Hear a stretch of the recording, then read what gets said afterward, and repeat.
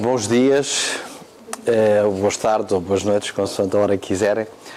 O tema que me proponho falar-vos é sobre as dimensões ou a dimensão do ser humano na perspectiva da homeopatia. A homeopatia consiste num sistema terapêutico criado por um médico de nacionalidade alemã, o Dr. Samuel Hahnemann, que, quando acabou de se formar em medicina, na sua época, ficou muito desgostoso com as terapêuticas que na altura se utilizavam. Na época, como se recordam, as doenças eram encaradas como um estado de impureza do organismo. E então os métodos utilizados para tratar essas impurezas eram muito primitivos, diríamos nós hoje. Consistiam em dar vomitivos para limpar a bilis, purgantes para limpar os intestinos e uma outra coisa que nós hoje não podemos deixar de dizer que é bárbara, que eram as sangrias. Então, como vocês calculam, era preciso estar num estado razoavelmente de boa saúde, saudável, para poder suportar este tipo de terapêuticas. E, portanto, o Dr. Samuel Hahnemann, que era um observador muito atento, ficou muito frustrado com estas modalidades, com estes sistemas, com estas terapêuticas da época, e resolveu abandonar a atividade médica, a prática médica, e dedicar-se então à tradução de obras científicas. E, porque ele falava várias línguas, era uma pessoa muito dotada, ele era proveniente de famílias com poucos recursos financeiros, mas mercê justamente da sua inteligência e da sua capacidade de aprendizagem, ele foi muito ajudado, inclusive, pelos seus próprios professores, não só do seu ponto de vista financeiro, mas também em termos de o ajudarem para que ele pudesse prosseguir os seus estudos. E então, um dia ele estava a fazer a tradução de uma obra científica conhecida, que era a Matéria Médica de Cullen. Cullen era um médico escocês, muito conhecido na época, que descrevia nessa matéria médica os vários princípios ativos para tratar as doenças. E Hahnemann, Dr. Samuel Hahnemann, quando se estava a traduzir a parte referente a uma planta que é a Cinchona officinalis, ou planta também chamada a quinquina, referia-se nessa matéria médica do Dr. Cullen que as propriedades curativas desta Cinchona officinalis, planta que era reconhecida como estando indicada no tratamento das chamadas febres intermitentes, na altura não se conhecia ainda o paludismo, a malária, mas era assim que era designada essa doença, que surgia com febres com caráter intermitente, e portanto nessa matéria médica do Dr. Cullen dizia-se que as capacidades curativas da substância se deviam ao facto de ela ter uma ação fortificante sobre o estômago. Ora, acontece que Hahnemann, na sua própria juventude, ele tinha também sofrido dessas febres intermitentes, do paludismo, e tinha tomado, de facto, essa planta, a Cinchona officinalis, a quinquina, que é um nome vulgar, e não tinha sentido essa ação fortificante sobre o estômago. Então o que é que ele resolveu fazer? Resolveu fazer aquilo que na época era conhecido como um método experimental e que nós hoje continuamos a utilizar. Resolveu começar a tomar todos os dias uma certa quantidade de pílulas feitas da casca dessa planta, da tal Cinchona officinalis. E o que é que ele verificou passado algum tempo, alguns dias mesmo, que ele começou a sentir os sintomas e sinais que a doença apresentava. Isso para ele foi uma revelação. Como é que uma substância que serve para tratar uma determinada doença, ela própria induz numa pessoa que esteja em estado saudável sintomas semelhantes ao da própria doença. E isso vai ser, digamos assim, o ponto de partida para ele, para uma série de experimentações que ele vai fazer, utilizando substâncias, tanto do reino vegetal como do reino mineral, ou até mesmo animal, e ver quais eram os sintomas e os sinais que essas substâncias provocavam no indivíduo em estado saudável, e depois comparar esses sintomas de intoxicação dessa substância com o quadro clínico que o doente apresentava.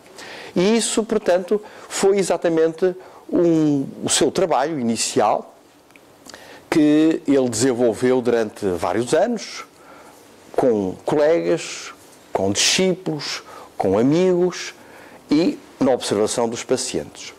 E isso dá, portanto, a criação do primeiro grande princípio da homeopatia, que é o princípio dos semelhantes, ou seja, o semelhante cura o semelhante, que aliás é um princípio já enunciado anteriormente por Hipócrates.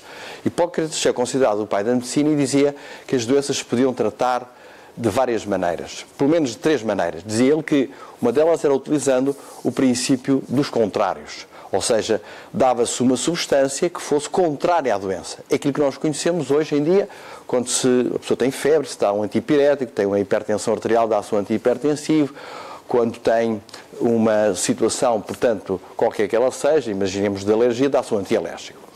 Mas Hipócrates disse também que as doenças podiam tratar de uma outra forma, que era dando algo que tivesse semelhança com a doença. E ao longo dos séculos, vários autores utilizaram esse princípio dos semelhantes de uma forma um pouco primitiva, diríamos nós. Por exemplo, para tratar uma doença do foro cardíaco, utilizavam-se folhas de plantas que tivessem o aspecto de um coração. Ou para tratar uma doença do foro hepático, davam-se substâncias cujo gosto fosse amargo, como o fel. Mas Hahnemann vai ser o primeiro, eu repito, o primeiro a utilizar, a empregar este princípio dos semelhantes de uma forma experimental, justamente dando à pessoa que estava doente algo que tivesse semelhança com a própria doença. Bom, este foi o primeiro grande princípio que Hahnemann criou, desenvolveu, aliás, aplicou, mas depois há um outro grande princípio, que é o princípio das altas diluições. E nesse aspecto também Hahnemann foi revolucionário.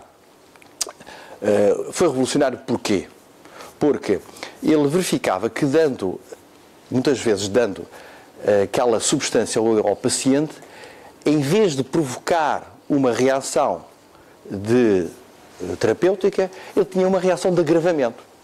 Então teve essa ideia de procurar diluir essa substância, no sentido de lhe retirar o efeito tóxico, mas ao mesmo tempo procurando retirar dessa substância o efeito terapêutico. E foi dessa forma que ele teve essa intuição de diluir essa substância de uma forma sequencial, são as chamadas diluições homeopáticas, mas ao mesmo tempo procurar estimular, extrair dessa substância algo que ele na altura chamou da quinta essência da substância. Hoje podemos chamar da energia que essa substância tem, em termos de informação, para poder interagir com o organismo. Então, em homeopatia, todos os nossos medicamentos, para além da sua experimentação, têm outra característica muito importante, que é a diluição e a dinamização. Ou seja, entre cada diluição procede-se a um processo, a uma agitação, que Hahnemann chamou justamente de dinamização, vem da palavra grega dynamis, quer dizer força, energia.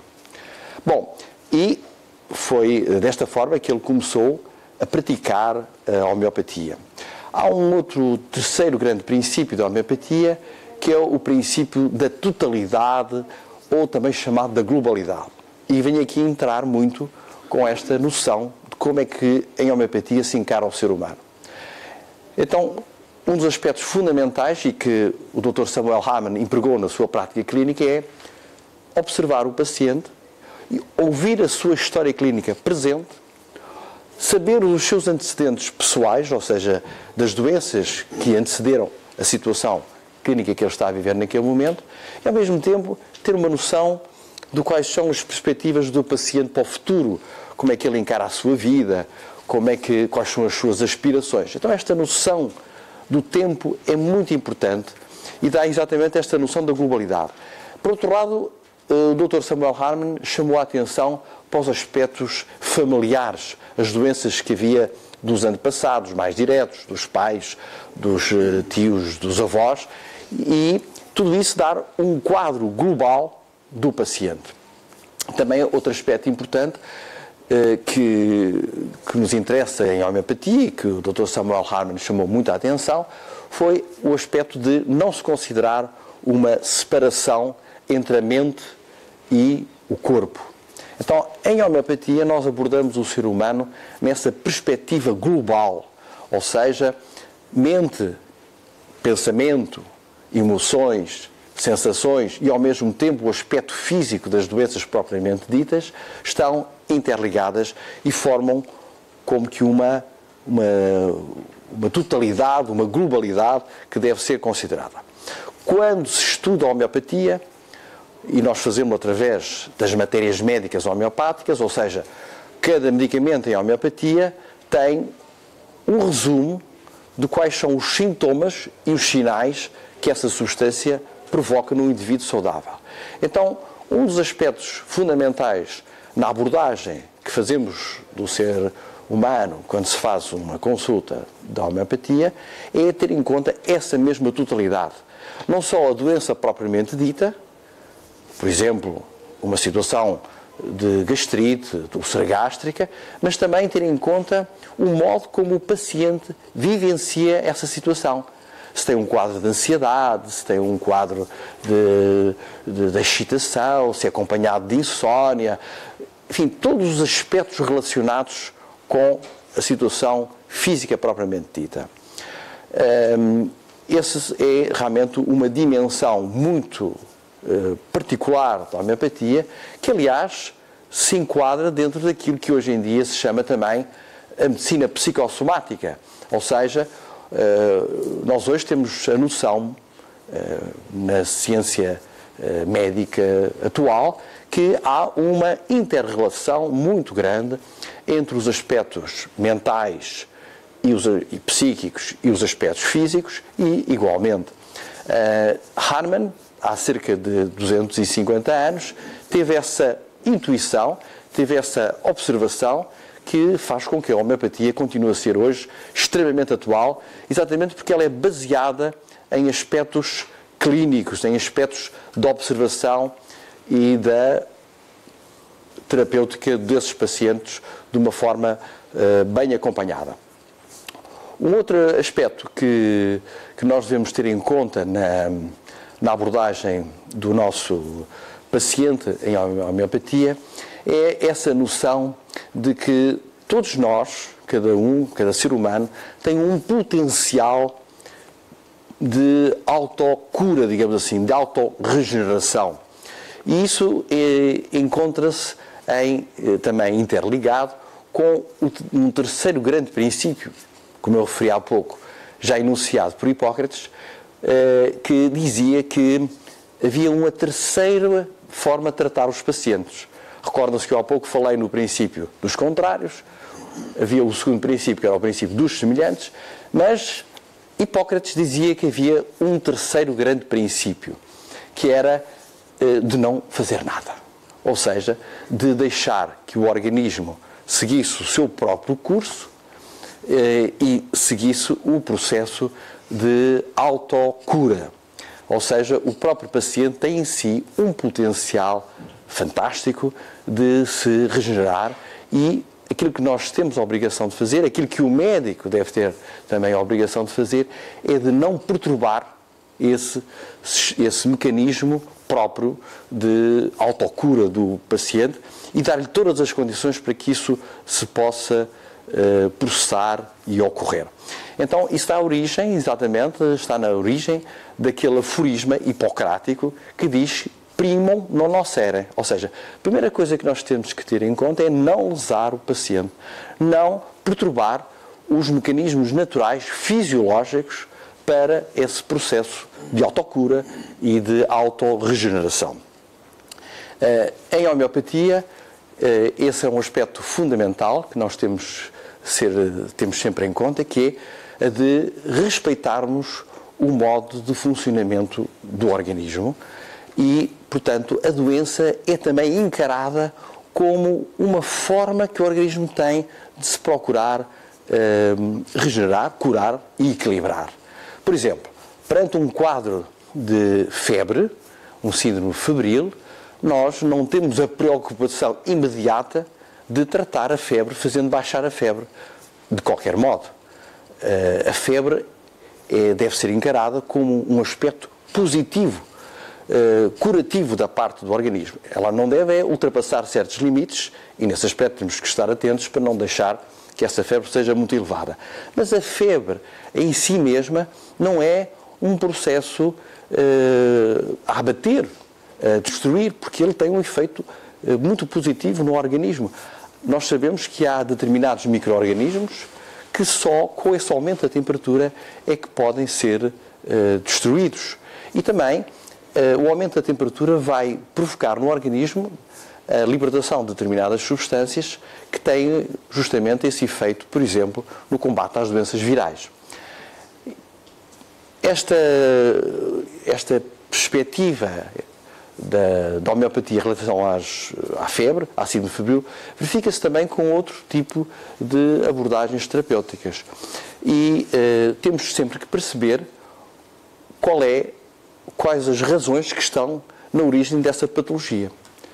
Hahnemann, o Dr. Samuel Hahnemann, um dos aspectos que ele também tinha muito em conta, relacionava-se com a alimentação, relacionava-se com os hábitos de vida, relacionava-se com o habitat onde o paciente se encontrava.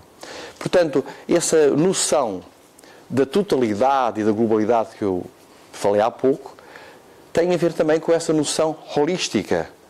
Holística é uma expressão que vem, que é uma palavra grega, que vem de holos, com H, holos, e que quer dizer totalidade ou globalidade. Então, justamente, a homeopatia é uma terapêutica holística porque considera o seu ser humano na sua globalidade, na sua totalidade. É um aspecto interessante como é que Hahnemann enquadrava, no fundo, o ser humano. E vale a pena termos em conta um aspecto de natureza histórica.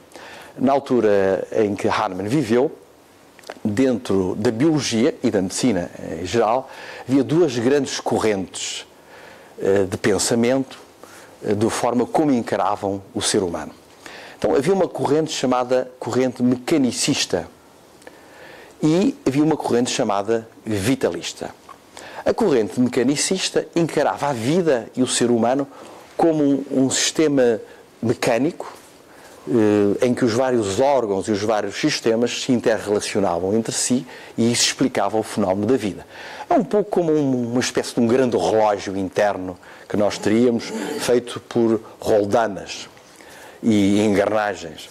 E havia uma outra corrente, uma outra forma de pensar, que eram os vitalistas. Então o que é que os vitalistas diziam? Os vitalistas diziam que a vida resultava de um princípio de natureza imaterial que, de alguma forma, governava todo o ser humano. Ou seja, todos os aspectos de ordem interna, de funcionamento dos órgãos e dos sistemas do corpo humano, do organismo, estavam dependentes de uma força de natureza imaterial que era designada e é designada por energia vital.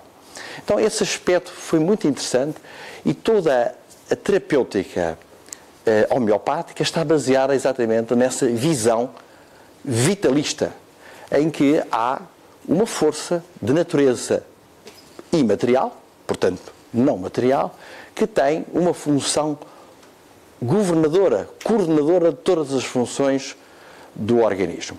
E a explicação que o Dr. Samuel Hahnemann dava para os medicamentos homeopáticos, dizia ele que os medicamentos homeopáticos, pelo seu processo de diluição e dinamização, procuravam extrair de cada uma dessas substâncias a tal quinta essência, a tal princípio de natureza não material que ia interferir justamente com essa energia vital do próprio organismo. Que também essa energia vital, é de natureza não material. Então estamos aqui perante um fenómeno muito curioso, em que, sem que na altura o Dr. Samuel Hahnemann conhecesse a imunologia, conhecesse aspectos da biologia que nós hoje conhecemos, pois bem, ele intuiu, ele lançou esses conceitos dessa visão global do ser humano. Hoje em dia, na medicina moderna, existe uma nova disciplina, se assim se pode dizer. Ela tem uma designação muito curiosa, chama-se da psico-neuro-endocrino-imunologia. Não é um termo criado por homeopatas, nem por terapeutas dedicados às terapêuticas não convencionais, como se costuma dizer. É um termo que é utilizado pela medicina, chamamos nós convencional, pela medicina oficial, para explicar algo que é, hoje em dia, bem assente, que há uma correlação muito grande entre os aspectos de ordem psíquica, mental, os aspectos de ordem neurológica, sistema nervoso, os aspectos de ordem endócrina, hormonal, e os aspectos de ordem imunológica, que regulam também todo o organismo. Portanto, esta visão global, holística, que quando falamos deste conceito de psico, neuro, endócrino, imunologia, já existia com Hahnemann, com o Dr. Samuel Hahnemann, quando ele há cerca de 250 anos lançou os grandes princípios e a prática deste sistema terapêutico que é a homeopatia. É muito interessante verificarmos como é que a ciência evolui e como é que determinadas ideias que são do passado, como é que elas acabam por ter a sua própria confirmação, digamos assim, uns anos mais tarde.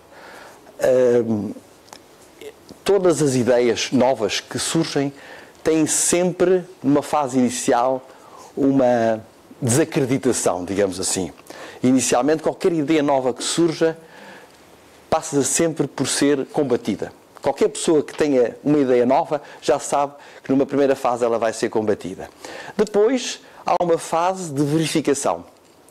E depois há uma fase de aceitação. E nessa altura tudo passa a ser aceito e considerado como de uma forma bem estabelecida. É assim que a ciência funciona. Eu quero contar uma anedota, um facto anedótico, digamos assim, que se passou com a Academia de Ciências de Paris.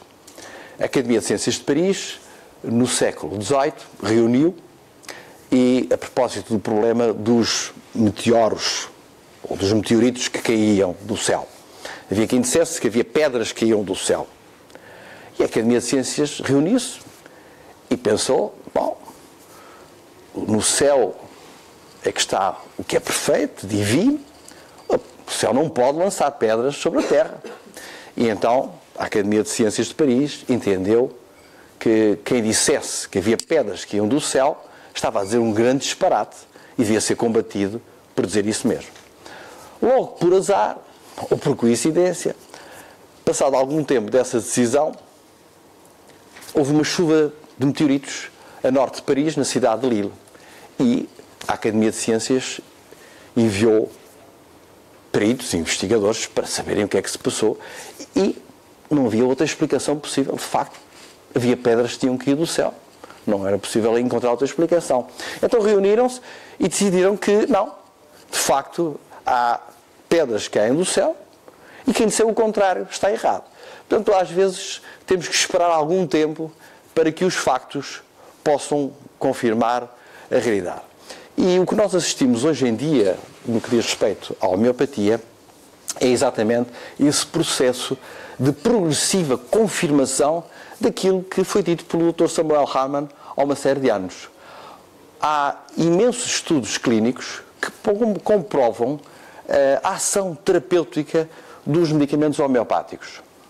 E isso é confirmado não só por grandes estudos, abrangendo um grande número de pacientes, como nas mais diversas patologias, desde situações agudas, situações de patologias agudas, como inclusivamente de patologias crónicas. Esses estudos clínicos são feitos com humanos, mas há também estudos feitos na área da medicina veterinária, que comprovam a ação dos medicamentos homeopáticos e, inclusivamente, em plantas, portanto, uma homeopatia de natureza vegetal e ainda em culturas celulares. Porque, de facto, durante algum tempo admitia-se que o efeito terapêutico que se obtinha com os medicamentos homeopáticos podia ser explicado unicamente por um efeito placebo, ou seja, o paciente convencia-se que ia ser curado e, portanto, essa convicção do paciente explicava a cura dos seus sintomas. Aliás, é preciso que se diga que qualquer terapêutica tem cerca de 20% a 30%, e há quem diga mais de 40% de efeito placebo. Em qualquer estudo clínico que se faz com uma determinada substância, faz sempre a comparação entre um grupo de pacientes que recebe o chamado medicamento verum, o verdadeiro medicamento, com o princípio ativo, e um outro, que é o grupo do placebo, que recebe uma substância inerte. E o que é interessante é que mesmo nesse grupo de pessoas que recebe o tal medicamento placebo, tal que não tem substância ativa, tem apenas uma substância inerte, pois bem, há cerca de 30% das pessoas que vão melhorar, simplesmente porque se convencem que vão ter um efeito terapêutico. Ora bem, o que a homeopatia, os estudos clínicos têm provado com a homeopatia é que não é apenas um efeito placebo. Não é apenas o efeito placebo. A homeopatia tem uma ação farmacológica importante. E eu gostava de vos contar, também a propósito disto, um aspecto interessante.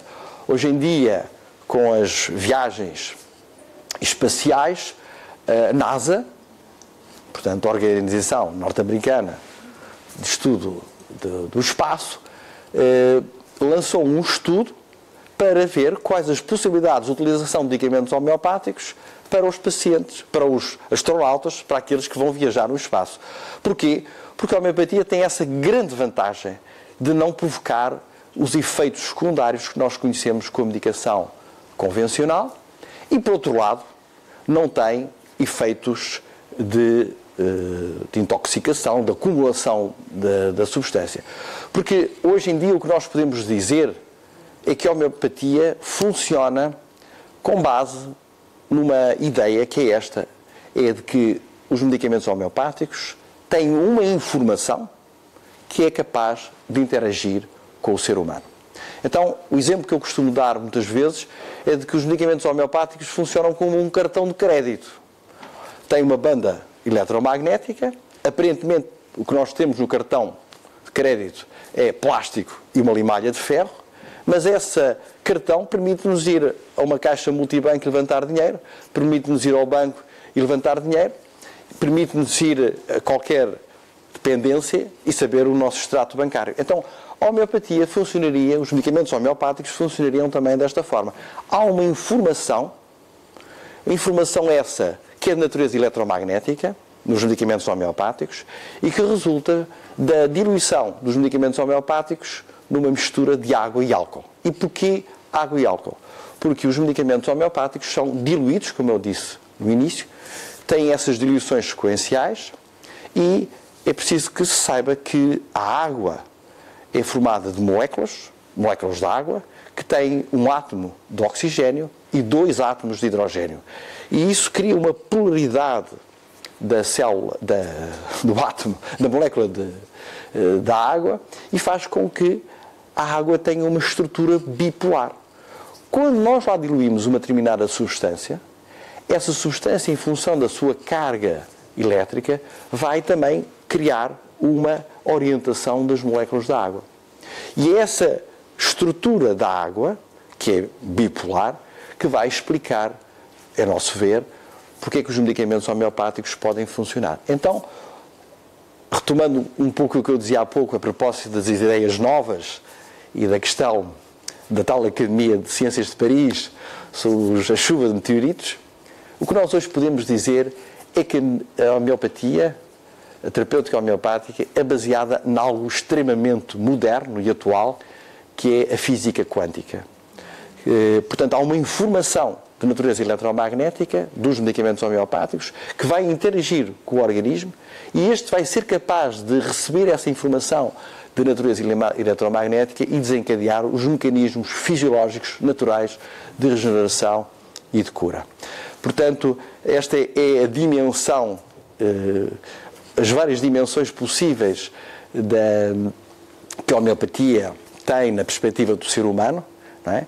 E dizer-vos também, de uma forma também a concluir, gostaria de dizer que, na minha perspectiva enquanto médico, formado pela Faculdade de Medicina e, por outro lado, também trabalhando em meio hospitalar, sendo um médico hospitalar, de carreira hospitalar, eu não vejo a homeopatia e a terapêutica convencional como algo que estão separadas.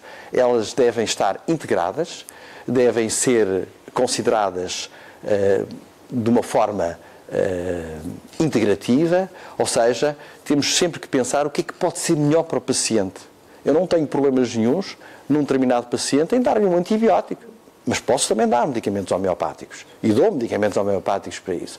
Da mesma forma, nós não temos que ter o receio de podermos usar medicamentos convencionais com os medicamentos homeopáticos e vice-versa. É essa perspectiva de uma medicina integrativa que eu penso que constitui a base para podermos utilizar de uma forma racional, de uma forma correta, este tipo de abordagem que é a homeopatia e considerá-la, de facto, como uma grande terapêutica de futuro.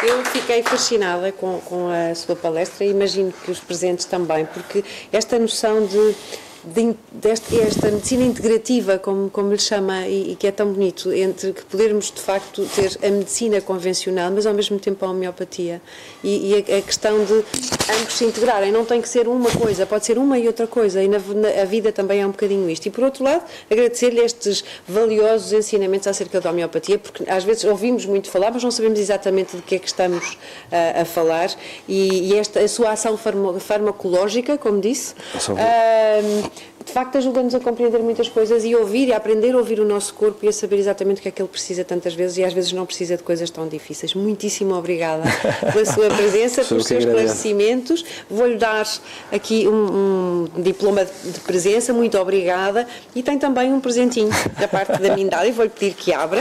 Claro que sim. Foi um prazer tê-lo cá, muitíssimo.